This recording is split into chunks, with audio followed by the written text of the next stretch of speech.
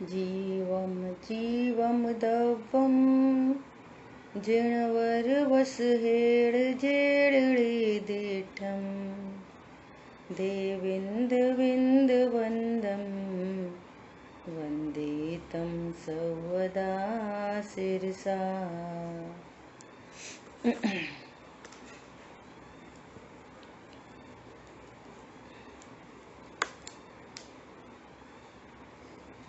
द्रव्य संग्रह जी ग्रंथ और 7 तत्वों की चर्चा होते हुए अभी अपनी भाव निर्जरा तत्व की चर्चा चल रही है।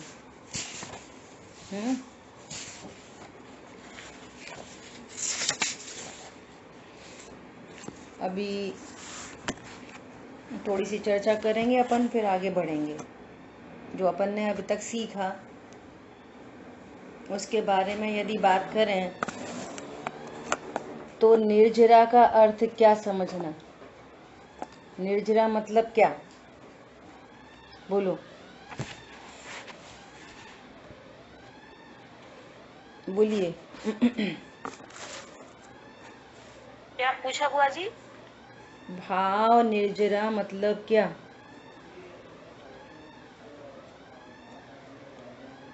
बोलिए, और भी कोई जवाब देंगे? मतलब स्वभाव के आश्रित प्रचुर वितरागता। हाँ, आनंद। आनंद है ना, स्वभाव के आश्रय से होने वाला आनंद, ये निर्जरा है ना। अब बहुत तेज गर्मी लग रही है और एसी ऑन किया और फिर आनंद लग रहा है, तो वो निर्जरा है कि नहीं? बोलो। थोड़ा कन्वर्सेशन करेंगे ना तो आगे का जो विषय है वो आपको क्लियर होएगा। बहुत तेज गर्मी लग रही थी, दुख हो रहा था और एसी ऑन किया तो एकदम आनंद हुआ, तो निर्जरा हुई कि नहीं? बोलो। नहीं। निर्जरा नहीं हुई। क्या हुआ? क्या हुआ? फिर बंद हो गया। हाँ, ठीक है। तो ये थोड़ा सा क्लियरिटी रखना। अभी अपन ने चर्चा पहले हो चुकी कि शुभ अशुभ दोनों भाव की उत्पत्ति कौन सा तत्व है? शुभ अशुभ भाव की उत्पत्ति कौन सा तत्व है?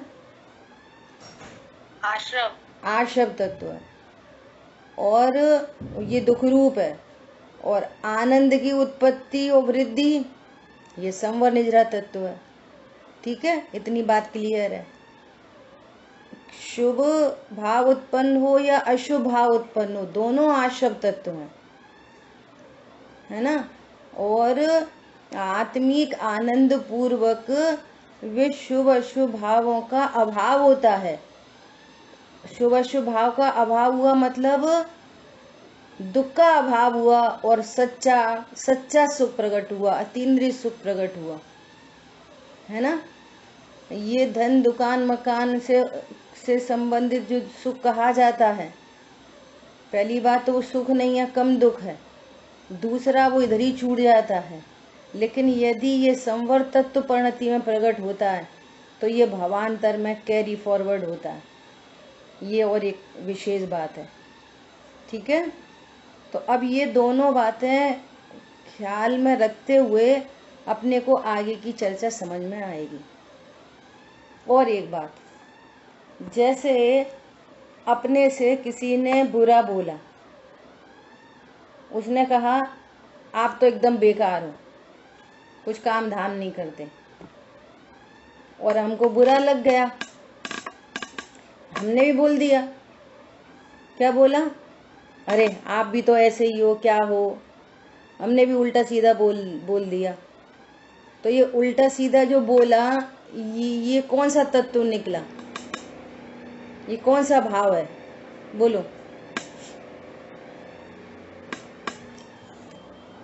निताशा जैन। आश्रम तत्व है, बराबर है ना। और आश्रम में भी स्पेशली कौन सा तत्व है? आश्रम के भी 2 भेद है, शुभ और अशुभ, पाप और पुण्य, है ना। तो उन दोनों भाव में कौन सा भाव ठहरा? ये पाप भाव ठहरा, तीव्र कषाय, पाप भाव, है ना, ऐसा।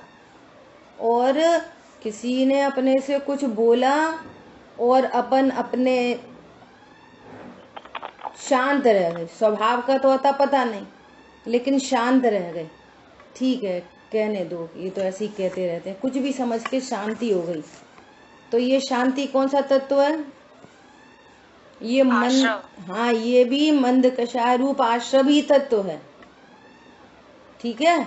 और स्वभाव की सन्मुखता पूर्वक शांति उत्पन्न हुई है तो वो निर्जरा तत्व, ठीक है। तो जीव के परिणामों में कैसे तीन तत्व दिखाई दे रहे हैं? तीन तत्व तो दो ही हैं, वास्तव में तीन भाव कहो, तीन तत्व नहीं, तीन भाव दिख रहे हैं। एक तो स्वभाव के आश्रय से होने वाली वीतरागता, आनंद, है ना, ये तो है भाव निर्जरा। और एक स्वभाव को जानने के बाद भी और स्वभाव को जाने बिना ही जो मंद कषाय रूप परिणाम है, ये भी ऐसा बाहर से देखने में शांति जैसा लगता है ना। ये जो मंद कषाय रूप परिणाम है, ये कषाय तत्व है, ये शुभ भाव रूप परिणाम है, ये वीतराग परिणाम है, ये शुभ भाव परिणाम है। और लड़ाई झगड़ा तो सीधे सीधे पाप परिणाम है ही है ना। तो जीव की परिणाम में तीन पर्याय में तीन प्रकार के परिणाम दिख रहे हैं, पाप भाव, पुण्य भाव, वीतराग भाव। तो ये वीतराग भाव निर्जरा है और ये दोनों तो बंद ही हैं। क्लियर हो गई बात?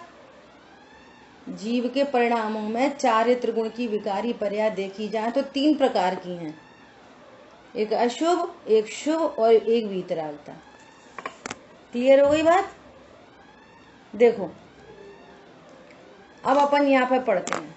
अपन ने पहला पॉइंट निर्जरा क्या है ये तो अपन ने पढ़ ही लिया था, है ना। एक बार फिर से रीडिंग करते हैं। अखंडानंद शुद्धात्म स्वभाव के बल द्वारा आंशिक शुद्धि की वृद्धि और अशुद्ध में दोनों शुभाशुभ भाव अशुभ है और उन अशुभ अवस्था की आंशिक हानि करना स्वभाव निर्जरा है ना। शुभ अशुभ भाव की हानि हो रही है और शुद्धता रत्नत्रय की प्रकटता हो रही है और अज्ञान मिथ्यात्व और राग देश का अभाव हो रहा है और शुभ अशुभ दोनों राग का अभाव हो रहा है ना। तो उसकी हानि हो रही है, यहाँ शुद्धता की वृद्धि हो रही है।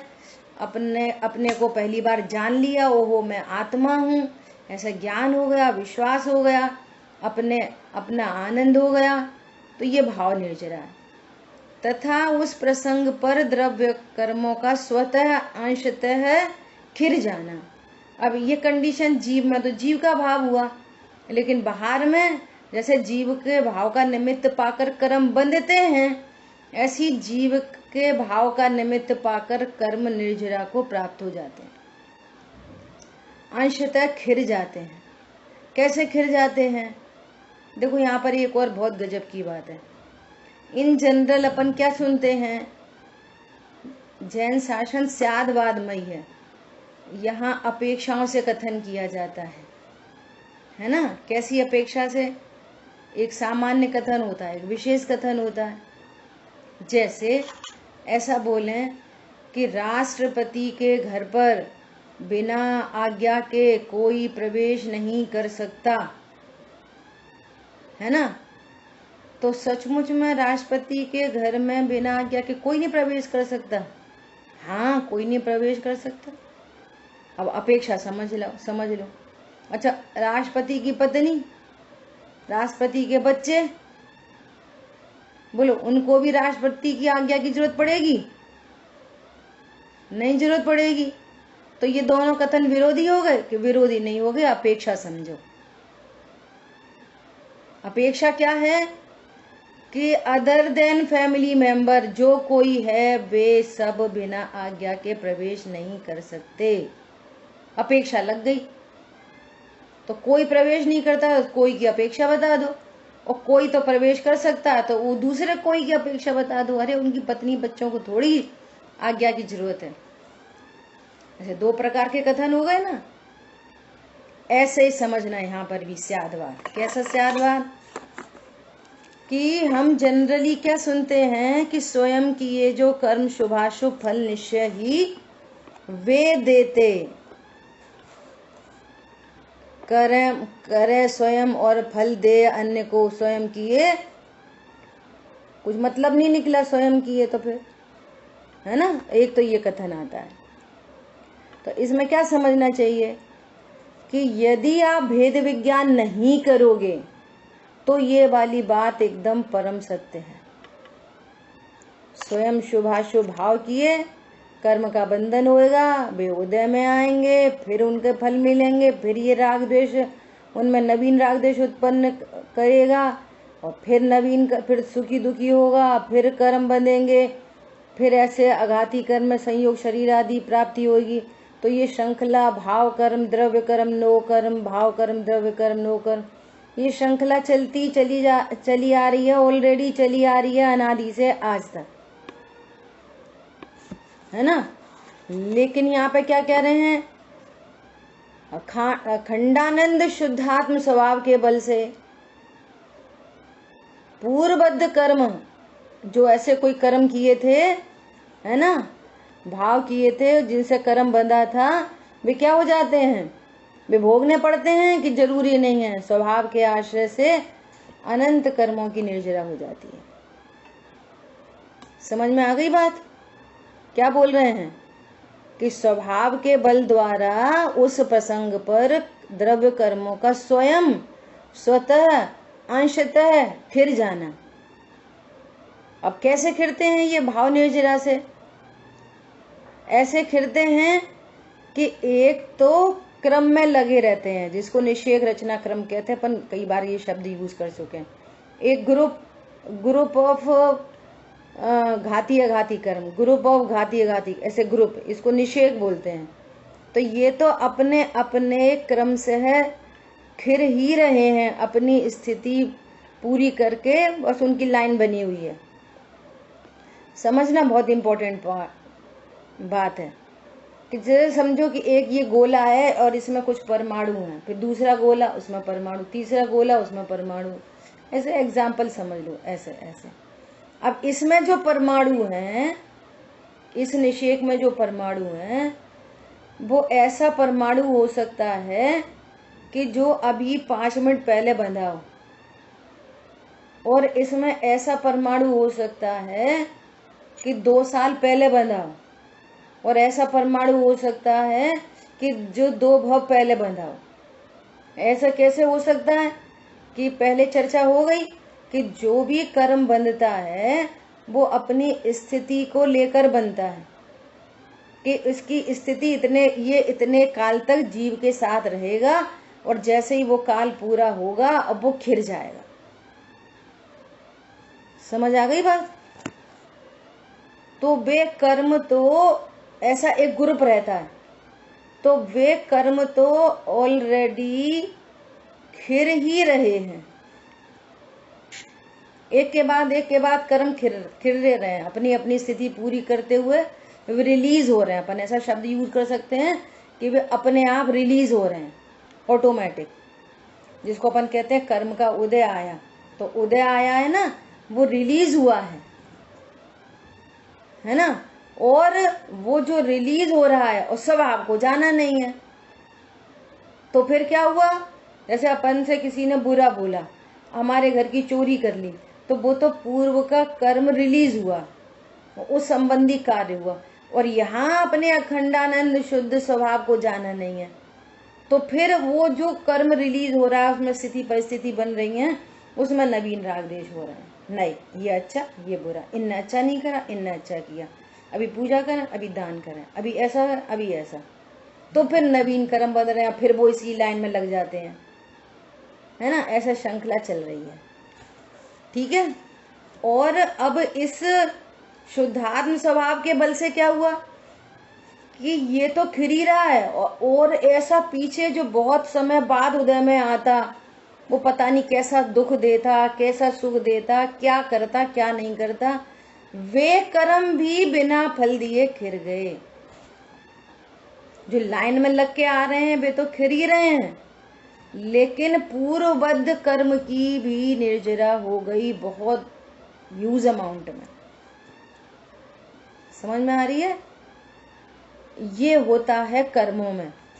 तो निर्जरा हो गई दो प्रकार की, भाव निर्जरा और द्रव्य निर्जरा। ठीक है, ये पॉइंट हो गए। अब इसकी और विशेष चर्चा अभी आगे कंटिन्यू करेंगे। जो नीचे थर्ड और फोर्थ पॉइंट में आ रही है बात, इतनी बात सबको क्लियर है तो आगे बढ़ेंगे। बोलो ओके। देखो अब निर्जरा संबंध तत्व संबंधी भूल, सेकंड पॉइंट। आत्मा में एकाग्र होकर शुभ और अशुभ दोनों प्रकार की इच्छाओं को रोकने से, शुभ अशुभ दोनों प्रकार की इच्छा, इच्छा अपने आप में चाहे शुभ इच्छा हो चाहे अशुभ इच्छा हो, इच्छा इक्वल टू दुख। देख लो, आपको मंदिर जाने की इच्छा हो रही है और कोई तैयार नहीं हुआ, देर लग रही है, तो उस इच्छा के पीछे क्या है? दुख। अरे इतनी देर कर दी, इतनी देर कर दी, इतनी देर कर दी, मंदिर जाना था, मंदिर जाना था। कोई भी इच्छा हो, शुभ इच्छा हो अशुभ इच्छा हो, इच्छा मतलब आश्रव तत्व और आश्रव तत्व मतलब दुख, दुख मतलब बंध का कारण। ये बस इक्वेशन है, फॉर्मूला। एनी टाइप ऑफ इच्छा इक्वल टू आश्रव तत्व इक्वल टू दुख। इसमें अज्ञानी है तो समझता नहीं है, तो वो है ना शुभ इच्छाओं को तो कहता है वाह बहुत अच्छी, आपके कितने अच्छे भाव हैं, आपके बहुत अच्छे भाव हैं। अरे हमें तो बस ऐसा लगता है कि अब घर गृहस्थी छोड़ें और बस अब तो बस आदि का व्रत अंगीकार कर लें, प्रतिमाएं ले लें। अरे आपके भाव तो बहुत अच्छे हैं। त्रिकाली ध्रुव भगवान आत्मा हूँ, अकर्ता हूँ, उसका कुछ पता ठिकाना नहीं। बोलो भगवान आत्मा को क्या होना है, आर्य का कि मुनि? बोलो त्रिकाली ध्रुव भगवान आत्मा क्या होने से अच्छा होएगा? मुनि बनने से अच्छा होएगा? हैं? हाँ, तो बना बनाया भगवान है। अब जो अपने को बना बनाया भगवान देख रहा है, उसको कौन से भाव उत्पन्न हो रहे हैं, क्या बनना चाहेगा? वे परिणाम होते हैं वो अलग बात है, लेकिन उसका मैंपना कहाँ है? मैं परिपूर्ण हूँ। ये परिणाम आएंगे रास्ते में, लेकिन मैं तो परिपूर्ण तत्व। मुझे क्या होना है? भगवान आत्मा को क्या होना है? अरे भगवान आत्मा मेरे आश्रय से पर्यायों में अणुव्रत महाव्रत आएंगे, और वो भी अभाव के प्राप्त होंगे, वे भी, वो भी मेरा वास्तविक स्वरूप नहीं है। मैं तो भगवान आत्मा हूं। समझ आ रही है? तो स्वभाव के आश्रय से कोई इच्छा, अशुभ इच्छा तो उत्पन्न होती नहीं है, शुभ इच्छा भी नहीं उत्पन्न होती। विषय भोग की इच्छा तो बहुत दूर हो, अशुभ इच्छाओं का भी अभाव होता है। देखो कह रहे हैं ना, आत्मा में एकाग्र होकर शुभ और अशुभ दोनों प्रकार की इच्छाओं को रोकने से, देखो दोनों प्रकार की इच्छा रुकने से, स्वरूप नहीं जानने पर बाहर में कुछ भी बोलते रहो, ये इच्छा बहुत अच्छी है, अरे साहब आपकी इच्छा तो बहुत अच्छी है। इच्छा अच्छी है, भगवान आत्मा अच्छा है? कौन अच्छा है? तो कह रहे हैं इच्छाओं को रोकने से जो निज गुण की शुद्धि का प्रतपन होता है सो तप है। निज गुण की शुद्धि हुई, ज्ञान शुद्ध हो गया, अज्ञान से सम्यक ज्ञान हो गया, श्रद्धा सम्यक हो गई, मिथ्या श्रद्धा से सम्यक हो गई, चारित्र शुद्ध हो गया, राग द्वेष के बदले अब अतीन्द्रिय आनंद प्रकट हो गया, वीतरागता प्रकट हो गई, साम्य भाव प्रकट हो गया। इस प्रतपन, प्रकृष्ट प्रकार से तपन, उसका नाम तप है। तो तप क्या चीज हो गई? तप आनंददायी परिणति हो गई कि टेंशन वाली, मुश्किल वाली, कठिन वाली? तप क्या चीज है? बोलो। आत्मा के आश्रय से निज गुणों की शुद्धि होना वो तप है, और हम समझ रहे हैं रोटी को छोड़ना तप है। समझ आई बात? विषय कषायों का अभाव होना और अतीन्द्रिय आनंद प्रकट होना, इसका नाम तप है। अब ये तप होने पर बाहर में कुछ ऐसा दिखाई दे तो उसको तो उपचार से तप कहते हैं, वो तो तप है ही नहीं। हरी बात समझ में? इस सम्यक तप से निर्जरा होती है। ऐसा तप सुखदायक है, किंतु अज्ञानी उसे क्लेशदायक मानता है और आत्मा की ज्ञानादि अनंत शक्तियों को भूलकर पंचेंद्रिय के विषयों में सुख मानकर उसमें प्रीति करता है। ये निर्जरा तत्व की भूल है। निर्जरा तत्व तो आनंददायी परिणति है। अभी अपन ने आगम से, युक्ति से, अपने अनुमान से इस वाली बात को पक्का किया। हाँ, सच बात है, निर्जरा आनंददायी परिणति है। तो आनंददायी परिणति है, ये क्लेशकारी है। अब जिस समय अपना आनंद होता है उस समय बाहर के विषय भोग दिखाई नहीं देते, क्योंकि शुभ अशुभ दोनों इच्छा रुकी हैं। तो उसको एकांत वो समझ में आती है कि सही बात है, अब तो ये ऐसा नहीं खाते, ऐसा नहीं पीते, ऐसा नहीं रहते, ऐसा रहते हैं, अरे ये तो बड़ा क्लेशदायक है। और तप शब्द ताप जैसा लगता है। ताप मतलब गर्मी, और अलंकारिक भाषा में ऐसा बोला जाता है कि तप क्या है? अग्नि सो कर्मों को जला देती है। तो वो भी एक भाववासन चलता रहता है। तप मतलब बड़ी मुश्किल चीज। बोलो, मुश्किल है, क्लेशदायक है, आनंददायक है? अब जो आत्मा को भूलकर जो पंचेंद्रिय के विषयों में सुख मानता है, उनसे प्रीति करता है, तो फिर उसे निर्जरा तत्व संबंधी भूल रहे ही। निर्जरा तत्व को कठिन समझेगा ही, नेचुरल है बात।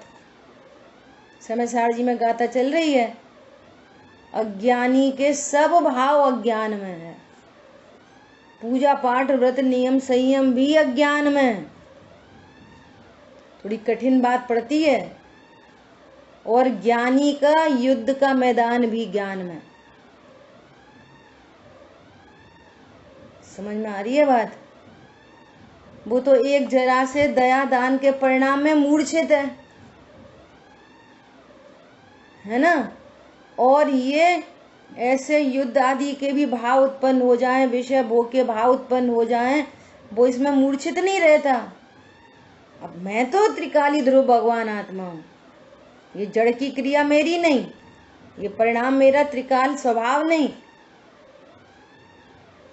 समझ में आ रही है? उसमें कभी एकत्व ममत्व कर्तृत्व भोक्तृत्व नहीं होता उसे। आचार्य भगवान उदाहरण दे रहे हैं, जैसे सोने की तलवार, तलवार भी स्वर्णमयी, सोने की तलवार, तलवार सोने की कीमत में बिकती है।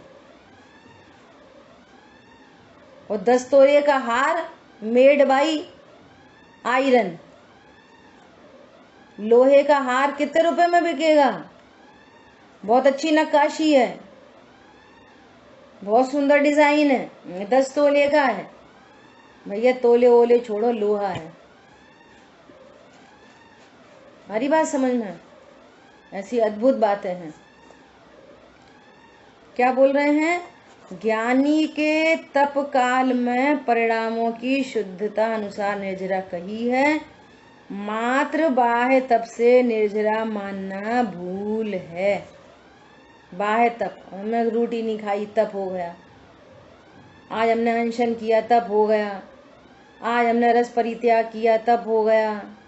भैया ये बाह्य चीजों से, एकांत उनसे कोई तप नहीं होता। स्वभाव के आश्रय से जितनी कषाय मिटती है, विषय मिटते हैं, शुभ शुभ इच्छाओं का अभाव होता है, उतनी निर्जरा होती है। अकेली रोटी छोड़ने से निर्जरा नहीं होती। अगर ऐसी निर्जरा हो तो फिर पशु पक्षियों को कितनी निर्जरा हो, तो बेचारे भूखे प्यासे रहते हैं। समझ आई बात? ये बहुत अद्भुत बातें हैं। अब देखो, अब ये जो सविपाक अविपाक निर्जरा यहाँ लिखा है ना, इसको तो अपन कल पढ़ेंगे, टाइम अपना हो रहा है। अभी 4-5 शब्द का परिचय करा रहे, सब लोग लिख लेना।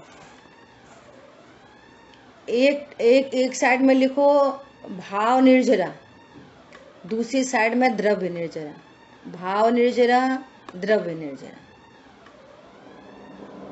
भाव निर्जरा, द्रव्य निर्जरा। भाव निर्जरा जीव की पर्याय है, द्रव्य निर्जरा मतलब कर्मों का खिरना, है ना, कर्मों का खिरना। अब देखो स्याद बात, ध्यान से सुनना, बहुत गंभीर बात है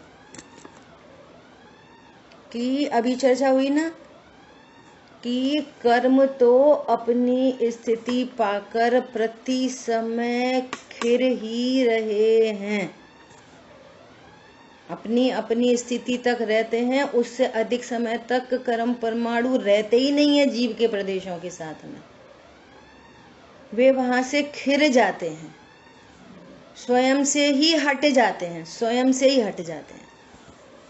तो एक बार अपन क्या शब्द बोल रहे हैं, एक बार अपन शब्द बोल रहे हैं कि अपने समय पर्यंत रहते हैं और फिर खिर जाते हैं। एक तो अपन खिरना शब्द यूज कर रहे हैं उनको जो अपने समय से खिर रहे हैं, है ना, खिरना शब्द बोल रहे हैं। और उसी बात को अपन ऐसा क्या बोलते हैं कि अपना अपना समय पर्यंत वो रहते हैं और फिर उदय में आते हैं। एक ही घटना को एक अपेक्षा से उदय कह रहे हैं और उसी घटना को दूसरी अपेक्षा से खिरना या निर्जरा कह रहे हैं। समझ में आ गई सबको ये पॉइंट? वो कर्म जो निषेध रचना में लगे हैं, वे कर्म एक एंगल तो हम ये कह सकते हैं कि वे खिर रहे हैं, वे तो निर्जरा हो, प्रति समय निर्जरा हो रही है सब जीवों को। जितने संसारी जीव हैं वे सारे जीवों को, चाहे वो ज्ञानी हैं चाहे अज्ञानी हैं, सबको प्रति समय जिसके पास जिस जिस जाति के, जैसी जैसी क्वालिटी के, स्थिति अनुभाग के जो जो कर्म बंधन है, वो अपना समय पाकर सबको खिर ही रहे हैं। समझ में आ रही है बात? और इसी बात को, इसी एक्टिविटी को हम ऐसा भी कह सकते हैं कि सभी संसारी जीवों को, चाहे वो ज्ञानी हो या अज्ञानी हो, उन सभी को कर्म उदय में आ ही रहे हैं। ऐसे बोलते ना, पहले गुणस्थान से लेके 10वें गुणस्थान तक उदय कंटिन्यूअस बना ही रहता है, उदय कंटिन्यूअस। अनंत भगवान सर्वज्ञ हो गए, पूर्ण वीतरागी हो गए, तो घाती कर्म का तो अभाव हो गया, अनंत चतुष्टय प्रकट हो गए, लेकिन आघाती कर्म का उदय अभी भी उनको चल रहा है। वो आघाती कर्म का अभाव होगा तब सिद्ध होंगे। अनंत दशा में भी आघाती कर्मों का उदय है। इसलिए जब तक जो जीव कर्मों से बंधा है, चाहे पूर्ण वीतरागी हो गए अनंत भगवान, और देह सहित विराजमान है आघाती कर्मों के कारण, इसलिए अनंत भगवान को भी संसारी कहते हैं। कोई भी जीव यदि कर्मों के साथ है तो नियम से शरीर के साथ है, गारंटी से फिर उसको शरीर भी होगा। क्या बोला? कोई भी जीव यदि कर्मों के साथ में है, किसी भी प्रकार के कर्म के साथ में, नियम से देह में विराजमान होगा, और जो देह में विराजमान है वो संसारी है। तो क्या बोल रहे हैं? अब दूसरी भाषा में बोल सकते हैं, घाती कर्मों की अपेक्षा क्या बोल सकते हैं कि पहले गुणस्थान से लेकर 10वें गुणस्थान तक या 12वें गुणस्थान तक घाती कर्मों और अघाती कर्म का लगातार उदय चलता ही है, उदय चलता ही है। और 13वें गुणस्थान में अघाती कर्म का उदय चलता है। तो इसी बात को हम एक उदय की अपेक्षा से बात कर सकते हैं, और इसी बात को हम ये भी कह सकते हैं कि प्रति समय पूर्वबद्ध कर्म पहले गुणस्थान से लेकर 13वें गुणस्थान पर्यंत फिरते ही रहते हैं। बोले ये दोनों बातें समझ में आ गई सबको? घटना एक है और एंगल दो हैं, अपेक्षाएं दो हैं। बात तो एक ही हो गई ना, बात एक ही है। दोनों आपने बात हाँ, एक ही बात है ना, एक ही बात है। आपने ये मतलब जैसे कर्म जब उदय में आ रहे हैं तो वो फल भी तो देंगे, ये भी बात है। अब इसकी चर्चा तो अपन बाद में करेंगे, इसकी चर्चा तो बाद में करेंगे। अभी तो अपन ये कह रहे हैं कि किसी हर समय कर्म खिर रहे हैं, या फिर अपन ऐसा कह सकते हैं हर समय कर्म उदय में आ रहे हैं। हाँ, तो ये दोनों एक ही बात है। एक ही बात होगी। अभी तो ये वाली बात समझा रहे हैं, ठीक है? अब देखो, अब देखना जो तुमने बात कही, क्या बात कही कि कर्म उदय में आया और उस कर्म सापेक्ष वो सुखी दुखी हुआ, तो अब क्या है? अब वो क्या खिर रहे हैं? वो तो तुमने खिरे तो 10, वो बांध लिए अनंत, तो वो क्या खिर रहे? वो उसको उदय कहते हैं, उदय से बंद होता है। समझ में आ गई बात? उसको क्या बोलते हैं फिर? अब ये उदय है। ये दूसरी बात, मतलब जो कर्म का उदय आया और उसमें राग द्वेष करा तो वो बंद होता है, और बंद होता है। ये तो अपनी चर्चा चल रही है, अपन ने स्टार्टिंग में ये तैयारी की। जो कर्म उदय में आया, यदि आपने टिट फॉर टैट किया तो पाप भाव तो बंधेगा, और तुमने शांति से सहन कर लिया तो शुभ भाव तो भी बंधेगा। दोनों केस में आश्रय बंध उत्पन्न हो रहा है, और स्वभाव की कर्म तो उदय में आ रहा है, और हमारे तो स्वभाव के सन्मुख है। हमें तो उससे कोई राग द्वेष उत्पन्न नहीं हुआ, तो वो क्या हुआ? कर्म खिर गया। समझ में आ रही है? वो निर्जरा हो गई, वो खिर गया, वो हमारे को फल नहीं दे पाया। क्यों? हम तो स्वभाव सन्मुख थे। समझ में आ रही है बात? और वो तो खिर गया सो खिर गया, जो और कर्म बंधे थे वे भी बिना फल दिए खिर गए। ये तो लाइन में लगा था, ये लाइन में लगने के बिना वाले भी बहुत सारे कर्म खिर गए। तो कर्म फिर दो प्रकार से निर्जरा होती है। द्रव्य कर्म द्रव्य कर्म की निर्जरा दो प्रकार से होती है। रिलेटेड टू द्रव्य कर्म दो बातें आती हैं, सविपाक निर्जरा और अविपाक निर्जरा। सविपाक निर्जरा मतलब जो फल दे के खिर रहे हैं, जिसको हम उदय भी बोल सकते हैं, और अविपाक निर्जरा मतलब जो बिना फल दिए ही खिर गए। समझ में आ गई बात? सविपाक निर्जरा मतलब जो कर्म उदय में आकर फल दे के खिरते हैं। अब बेका देते हैं फल, हम ही लेते हैं फल उनका, उनकी तरफ से तो बात की, वो क्या हमें फल देंगे। पॉइंट समझ में आया? भाषा क्या चलती है? जो फल देकर खिरते हैं उनको क्या बोलते हैं? सविपाक निर्जरा। और जो बिना फल दिए ही खिर जाते हैं उनको बोलते हैं अविपाक निर्जरा। शब्दों से समझ में आ रही है? सविपाक मतलब पक कर फल गिरा, पेड़ पे से अपने ही टाइम में वो फल पक के गिरा। और एक फल कैसा? जो बिना पके ही गिरा दिए। समझ आ रही बात?